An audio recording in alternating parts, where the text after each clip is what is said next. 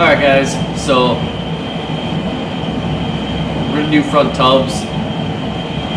This one's already, I don't know if I can't remember if I cut it out or not, but so we have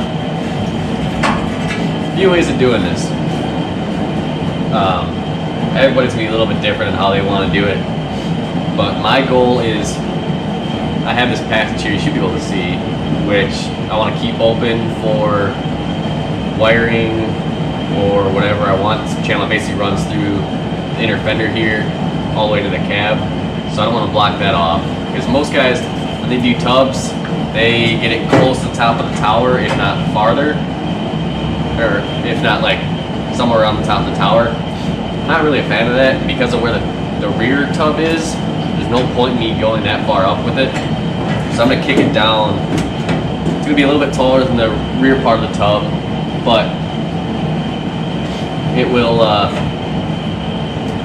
just clean up this engine bay a little bit. This is where the OEM battery used to go, so it was rusted out. So I believe the last guy actually cut it out, and I cut it out even bigger. So what I'm going to do is basically I'll throw a level on top of here, get this level front to back, inside to side, and I'll come through and cut this out a little bit bigger. And then what I'm going to do is this plane, or this edge, I want to get in line with the side of this strut tower. Then also this edge down here I want it in line with the frame rail coming up.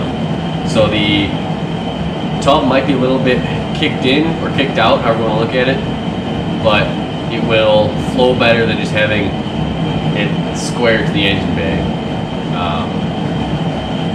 And this whole inner fender has got a concave radius, but also a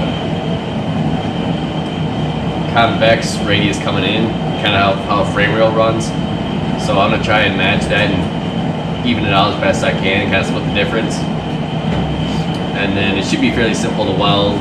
Just a simple straight weld up here, run all the way down and over, and then I'll make a patch. I'll probably have to cut a good chunk out here and come down a little bit further, so when my inner fender comes in, it'll just kind of flow into the strut tower and be simple. And I'll have to make a little patch for basically this section here, this little section, which should be a little bit of time consuming, but shouldn't be too hard.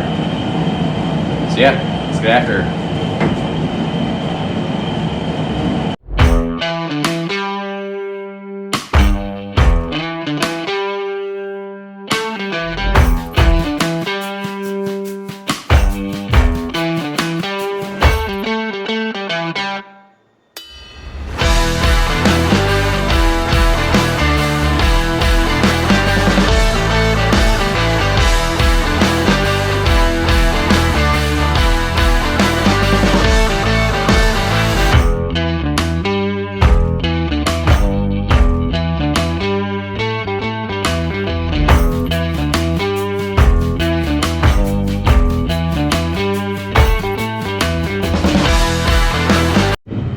Alright guys, well, we got one tub done. It's not how I was wanting it to go. Didn't turn out like I'm expecting, or like I was planning. Started rushing it towards the end because New Year's Eve here, and starting at that time where got other things I gotta do. But, so I'll probably end up cutting out that last patch you just saw me made, and I'll probably remake that whole section. But the main tub, I'm liking how it's looking. You can see you got a slight, kicked it out a little bit towards the inside of the car just to kind of match that frame rail run. But yeah, we got some progress done today. We got the passenger side inner wheel tub done, and we got full tub cut and made. Not a bad day.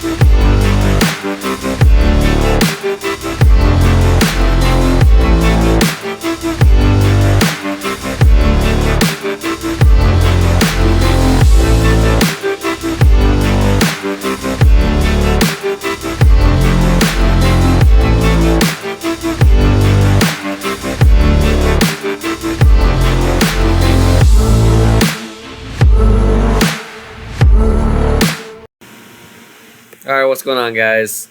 We're back. Finally. It's been forever. But we got both front and rear driver passenger sides done. First, the passenger side tub didn't turn out how we planned, but the driver side tub, I swear it fell together. It went super easy, super quick. That's why there wasn't much to it in terms of videos. But we now have the front and rear done. They're both primed. Once it gets a little warmer out here, I can go back and final grind, final touch up, finish up the underside of it, fill any holes I have from cutting and moving that frame for one of the first videos I made on this thing. So we're getting there. We got a little more sheet metal work to do on the other side of this thing before we can start finally finalizing all of the body on this thing, but we're, I'd say, 80% there. So next thing I'll make a video on is finishing up the underside. Like I said, patching the underside of the frame, modifying the frame to accept the subframe and drive shaft tunnel or trans tunnel, and drop the fuel cell in. So yeah, stay tuned.